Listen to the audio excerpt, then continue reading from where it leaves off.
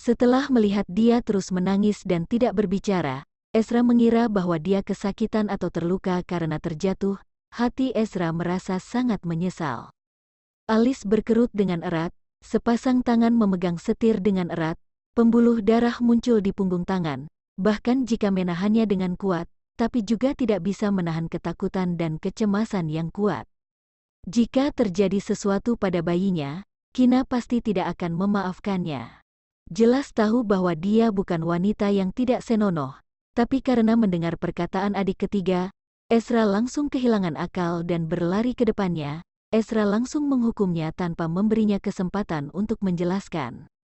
Begitu teringat senyuman manis dan bahagia yang dikeluarkan olehnya saat melihat Ezra, pada detik selanjutnya menjadi hancur oleh kekejamannya sendiri. Ezra dengan tidak percaya membuatnya menangis. Seluruh hati Ezra menjadi tegang, sangat menyesal hingga tidak bisa memaafkan dirinya sendiri. Saat menunggu lampu lalu lintas, Ezra mencondongkan tubuhnya ke arah Kina, sepasang tangan menangkup wajahnya dan mengusap air mata di wajahnya. Ezra berkata dengan nada yang sangat cemas dan menyesal, "Kina, maaf. Tadi sore, aku mendengar adik ketiga memberitahuku, kamu pergi kencan buta dengan seorang pria. Selain itu, syarat pria ini tampak cukup bagus. Pria itu juga mengakui bahwa kalian sedang kencan buta. Saat itu, perasaan takut melanda di dalam hatiku. Karena takut kehilangan dirimu, aku baru kehilangan akal hingga berlari ke sini untuk bertanya padamu. Kamu tidak pernah mempercayaiku, kalau tidak kamu tidak akan datang ke sini untuk memfitnahku tanpa berpikir." Kina menangis hingga tersedak. "Aku hanya tidak percaya diri, sebenarnya aku..." Ezra ingin mengatakan sesuatu tetapi malah menahannya lagi. Ezra berusaha untuk membujuk dengan suara lembut, "Jangan menangis, aku berjanji ke depannya akan mempercayaimu tanpa syarat, tidak akan terjadi masalah seperti hari ini lagi." Ezra masih ingin mengatakan sesuatu, terdengar suara klakson di belakang. Ezra mau tidak mau harus duduk dengan tegak, menyalakan mobil dan melaju ke rumah sakit. "Kina, katakan padaku, bagaimana dengan perasaanmu sekarang? Apakah terluka saat jatuh tadi?" Ezra bertanya sambil menyetir mobil. Setelah mendengar Ezra membuat penjelasan yang sangat banyak, dan melihat ekspresi wajah Ezra yang cemas dan tidak tenang, kemarahan di dalam hati Kina perlahan-lahan menjadi hilang, tapi Kina masih marah dengan perilaku Ezra yang menetapkan hukumannya. Jadi menjawab dengan suara teredam, Elni adalah perkataan yang sebenarnya." Pergelangan tangannya terasa sakit, dengan samar-samar Kina merasa pergelangan tangannya membengkak, tetapi Kina menyembunyikan tangannya di bawah lengan bajunya dan tidak membiarkan Ezra menyadarinya. Saat mendengar jawaban ini, terdengar suara yang keras, kepala Ezra menjadi kosong. Karena Ezra sedang mengemudi mobil, Ezra memaksa dirinya sendiri untuk memusatkan perhatiannya ke jalan. Rasa dingin dari telapak kaki mengalir ke dahinya, jantungnya menyusut karena takut, bahkan napas pun gemetar. Setelah tiba di rumah sakit, Ezra turun dari mobil. Ezra segera memeluk Kina dan bergegas masuk ke rumah sakit, kemudian memanggil dokter. Begitu melihat ekspresi panik dan ketakutan Ezra yang muncul karena dirinya sendiri, hati Kina tiba-tiba melunak. Kina berkata, "Ezra, kamu jangan berjalan begitu cepat, aku baik-baik saja." Ezra malah menganggap perkataan Kina sebagai bujukan, jadi Ezra membujuknya balik, "Jangan takut, aku tidak akan membiarkanmu dan bayinya terjadi sesuatu." Setelah meletakkan Kina di bangsal operasi, Ezra mencium dahi Kina dengan sangat lembut dan penuh kasih, kemudian berkata lagi, "Tidak akan terjadi apa-apa." Begitu melihat Kina didorong masuk ke ruang operasi hingga menghilang di dalam matanya, Ezra baru menyadari bahwa sepasang tangannya sedang gemetar. Sebelumnya bahkan abangnya yang mati dalam menjalankan tugas, Ezra mengambil kembali abu jenazah abangnya dari Departemen Kepolisian Kriminal. Bahkan saat Ezra memeluk Ezikra untuk meletakkannya ke dalam peti mati, sepasang tangannya juga tidak gemetar. Ezra takut kehilangan Kina, dan takut kehilangan bayinya. Ketakutan akan kehilangan semacam itu datang dari lubuk hati, kemudian masuk ke dalam tulang dan jiwa. Ezra seolah-olah menunggu sangat lama di dalam penyiksaan, sekarang baru melihat pintu ruang operasi terbuka. Ezra langsung bergegas ke sana. Kemudian bertanya dengan cemas, "Dokter, bagaimana dengan kondisi istri saya? Kemudian bagaimana dengan kondisi bayi yang ada di perutnya?" Tuan kedua, bayi baik-baik saja, tetapi nyonya muda kedua mengalami patah tulang yang ringan dan sedikit luka di pergelangan tangan. Nyonya muda kedua perlu memasang belat selama 2 minggu.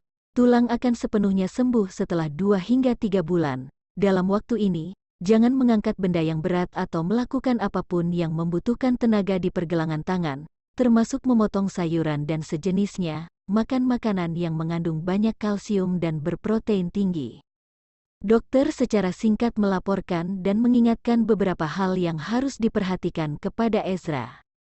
"Apakah tidak perlu dirawat di rumah sakit?" Ezra bertanya dengan ekspresi wajah yang dalam.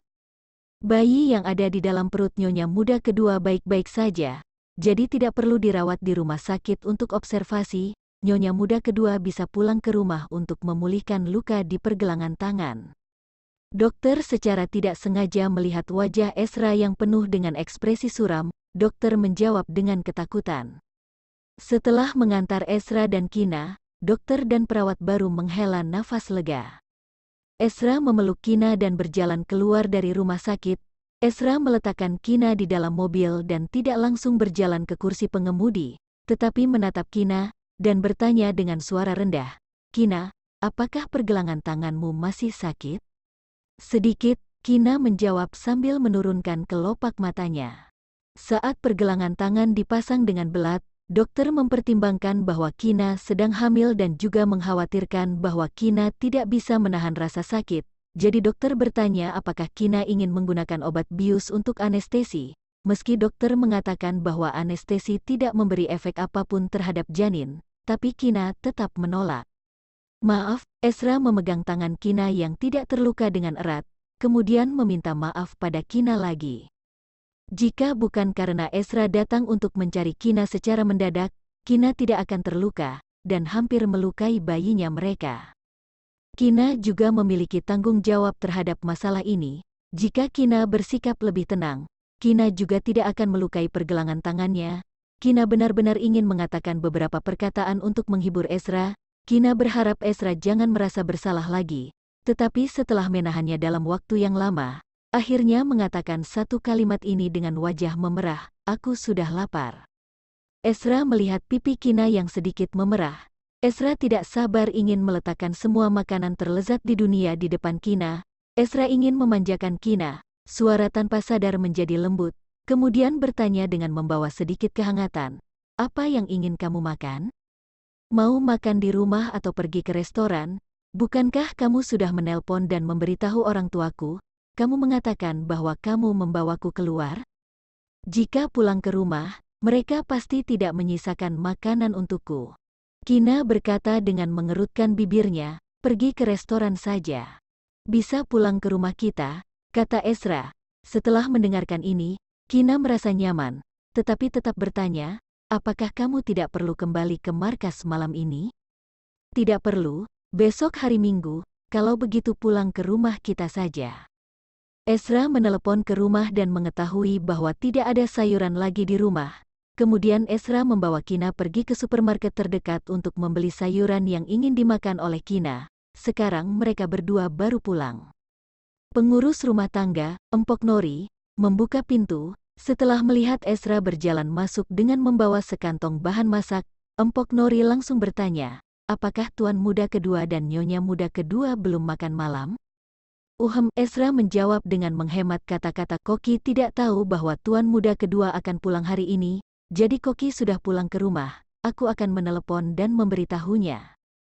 "Tidak perlu," Ezra memotong perkataan Empok Nori, kemudian memeluk Kina dan berjalan ke dapur. "Kamu berada di samping untuk mengajariku bagaimana cara memasak." Setelah membantu Kina beberapa kali, Ezra cukup percaya diri dengan bakat memasaknya. Apalagi, Ezra sudah salah paham pada Kina hari ini. Ezra ingin melakukan sesuatu untuk Kina sebagai permintaan maaf. Setelah membantu Kina beberapa kali, Ezra cukup percaya diri dengan bakat memasaknya. Apalagi, Ezra sudah salah paham pada Kina hari ini. Ezra ingin melakukan sesuatu untuk Kina sebagai permintaan maaf. Tuan muda kedua yang tidak pernah memasak malah ingin memasak secara pribadi untuk nyonya muda kedua? Empok Nori sangat kaget hingga tidak bisa berkata apa-apa. Setelah sadar kembali, Empok Nori tersenyum dengan sangat kagum, kemudian diam-diam mundur ke belakang. Hatinya benar-benar merasa tersentuh. Tuan muda kedua benar-benar merupakan pria yang sangat baik. Tuan muda kedua benar-benar sangat memanjakan nyonya muda kedua. Ezra, apakah kamu yakin ingin memasak? Kina berdiri di samping, kemudian bertanya dengan sedikit curiga. Iya, Ezra menjawab sambil mencuci sayuran dengan serius. Kamu bisa tidak? Kina bertanya lagi. Sungguh tidak bisa membayangkan bahwa putra bangsawan yang berprofil sangat tinggi ini malah menurunkan kehormatan untuk memasak untuknya. Ajari aku, Ezra berkata dengan nada polos. Hati Kina menghangat. Sebenarnya ini bukan pertama kalinya Ezra memasak, sebelumnya Ezra juga pernah membuat dimsum di bawah bimbingannya sendiri. Biasanya Kina memasak di rumah, terkadang akan dibantu oleh Ezra.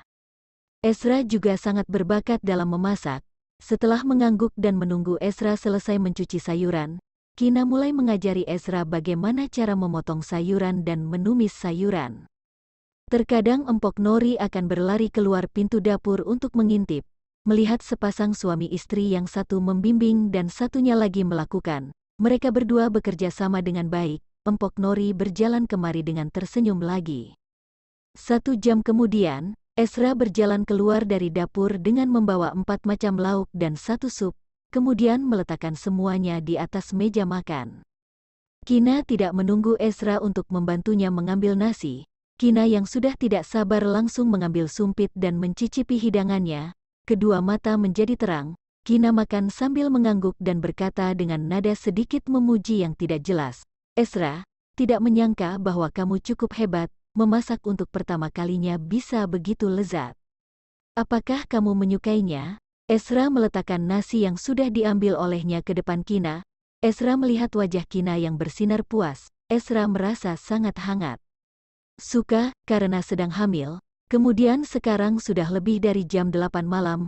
Kina sudah sangat lapar.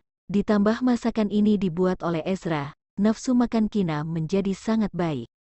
Setelah mendengar jawaban dari Kina, tatapan Ezra perlahan-lahan menjadi lembut. Ezra, kenapa kamu tidak? Setelah melihat Ezra tidak mengambil sumpit, Kina berkata sambil mendongak, mata secara tidak sadar menatap mata Ezra yang bersinar. Wajah kecil tiba-tiba memerah, kemudian mengalihkan pandangan dengan sedikit panik. Kamu tidak makan, untuk apa melihatku? Kina, Ezra tiba-tiba memanggilnya. Kenapa? Kina menatap Ezra dengan tatapan bingung. Setelah melihatmu, aku tiba-tiba mengerti apa itu pemandangan indah. Sudut bibir Ezra membawa sedikit iingkungan yang jahat. Setelah melihat wajah Kina tiba-tiba menjadi merah, Ezra menarik kembali pandangannya dengan suasana hati yang baik, kemudian mulai makan. Omong kosong, Kina memasang wajah yang merah dan berpura-pura marah genit, kemudian berkata lagi dengan nada mendominasi, kedepannya jangan membicarakan perkataan seperti ini dengan wanita lain. Tidak tahu dari mana pria ini mempelajari perkataan gombal seperti ini, perkataan yang dikatakan olehnya semakin membuat wajah orang menjadi merah. Setelah melihat istrinya digombali hingga wajah memerah, hati Ezra tiba-tiba sangat gatal seperti dicakar oleh seekor kucing. Ezra hampir tidak sabar ingin menyayangi Kina. Meski Kina tidak mendongak, tapi malah bisa merasakan tatapan pria yang ada di depan sangat ganas seperti serigala dan harimau, seperti serigala lapar yang besar menatap seekor kelinci yang kecil, seolah-olah ingin menelannya dengan satu gigitan. Ini membuat Kina memiliki semacam dorongan kuat yang ingin melarikan diri. Di bawah tatapan Ezra yang panas, begitu Kina selesai makan, Kina langsung meletakkan peralatan makan dan kembali ke kamar. Ezra menghabiskan semangkuk sup dengan cepat, mengejar Kina dengan langkah yang cepat, kemudian langsung memeluk Kina. Ini membuat Kina sangat takut hingga menarik napas. Setelah sadar kembali, Kina berkata, Ezra, kamu lepaskan aku saja. Aku hanya mengalami luka di tangan, tetapi bukan di kaki. Aku bisa berjalan sendiri. Setelah dipeluk oleh Ezra seperti ini, Kina tiba-tiba teringat hari yang mana tidak bisa menjaga diri sendiri di beberapa hari yang lalu. Aku ingin memelukmu, apakah tidak boleh? Ezra berkata dengan percaya diri. Begitu merasakan bahwa berat orang yang dipeluk olehnya di dalam lengan, Ezra sedikit mengerutkan alis. Itu jelas berat dua orang, tapi beratnya tetap masih begitu ringan. Ezra memutuskannya di dalam hati, Ezra pasti akan membuat Kina menjadi gemuk. Bukan tidak boleh, kalau begitu sudah boleh. Sebenarnya Ezra sangat menikmati cara interaksi seperti ini. Perasaan yang memeluk Kina seperti memeluk seluruh dunia. Tanggung jawab sangat berat tetapi sangat bahagia. Kina menghela nafas dengan tidak berdaya. Pria ini sangat yakin bahwa dirinya sendiri sama sekali tidak akan mengatakan perkataan yang menolaknya, sehingga baru bertindak begitu mendominasi. Begitu kembali ke kamar, Ezra duduk di sofa dan membiarkan Kina duduk di pangkuannya. Kedua pipi Kina memerah. Kina menurunkan kelopak matanya. Kina, aku sangat menyesal atas masalah yang terjadi hari ini. Ezra meminta maaf lagi dengan serius. Bahkan jika sudah meminta maaf, tapi begitu teringat bahwa Kina bisa terluka karena pertanyaan yang ditanya olehnya secara tidak terkendali, Ezra tetap merasa bersalah. Hati tiba-tiba merasa sakit. Kina menutup mulut Ezra. Ezra, aku dan bayinya baik-baik saja, bukan? Jangan minta maaf lagi. Kina tahu bahwa makanan yang dimasak oleh Ezra itu merupakan tindakan untuk meminta maaf padanya. Kina mengangkat telapak tangan Ezra yang besar dan meletakkannya di perut. Alis memperlihatkan kehangatan dan kelembutan. Kina perlahan-lahan berkata, kita ini pernikahan kilat dan belum merasakan masa pacaran. Jadi kemungkinan besar masih ada banyak hal yang perlu didiskusikan di masa depan. Seperti yang paling penting adalah kepercayaan. Aku berharap ke depannya jika ada sesuatu yang ingin ditanyakan, kamu bisa langsung menanyakannya kepadaku. Demikian pula, aku tidak akan mudah percaya dengan perkataan orang lain. Aku akan mencari bukti denganmu jika ada sesuatu. Ezra menempelkan pipinya ke pipi merah Kina yang lembut, kemudian mengelusnya dengan lembut. Ezra selalu tahu Kina bisa melakukannya lebih baik daripada dirinya sendiri dalam hal ini. Kina akan mencari bukti dan memastikannya kepada Ezra sesegera mungkin untuk segala sesuatu yang akan mempengaruhi pernikahan atau hubungan satu sama lain. Setelah terdiam sejenak, Ezra bertanya, mengapa kakek memintamu untuk pergi ke rumah sakit hari ini? Tidak ada masalah yang besar, hanya memberitahuku setelah bayi ini lahir. Kakek akan membawa bayi ini kembali ke keluarga Okto untuk dibesarkan, kemudian memberiku sejumlah uang. Kina mengangkat bahu dan menjelaskannya dengan santai. Lalu bagaimana kamu mengatakannya? Setelah melihat Kina begitu tenang, Ezra tahu bahwa Kina sama sekali tidak ketakutan oleh perkataan kakek. Oh, aku mengatakannya sesuai apa yang kamu ajarkan padaku. Jika kakek ingin membawa anak ini kembali ke keluarga Okto, maka saham KRC Internasional yang ada di bawah namamu sudah menjadi milikku. Kemudian kakek sangat marah hingga mengusirku. Kina menyembunyikan kata-kata akhir yang mana kakek mengancamnya. Jika lain kali kakek masih mencarimu, kamu harus bersikap lebih tegas dan menolak secara langsung. Bagaimanapun kita berdua sudah bercerai, kamu ingin menemui kakek atau tidak? Pilihan ada di tanganmu. Ezra tahu bahwa terkadang kakek berbicara sedikit kasar. Ezra tidak ingin kakek menakuti Kina, atau membuat suasana hati Kina menjadi buruk. Kina masih mengandung bayinya. Bagaimana jika kakek mengikatku ke depannya? Kina bertanya dengan nada bercanda. Setelah melihat Ezra sangat berusaha untuk melindunginya, Kina tiba-tiba merasa senang.